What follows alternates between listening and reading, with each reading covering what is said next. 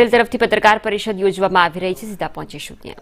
અત્યારે આયોજન કરી રહ્યું છે અને આગળના સમયમાં જે પણ નિર્ણય થશે એ ઉમેદવારો અને લોકોને જણાવવામાં આવશે। આઈટીઆઈના ઇન્સ્ટ્રક્ટર છે, આ વિષય સાથે જે ટેકનોલોજી સાથે સંકળાયેલા ઇન્સ્ટ્રક્ટર હોય એમને અમે મૂક્યા છે, જેથી કરીને એ સુનિશ્ચિત કરે કે આ જે કેમેરા મતલબ જેનું સીસીટીવી રેકોર્ડિંગ છે એ કોઈ પણ રીતે બહાર જાય નહીં।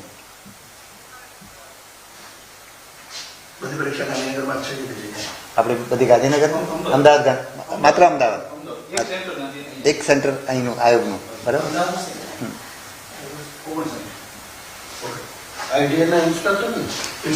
Instructor right. ચાલો, થેન્ક યુ।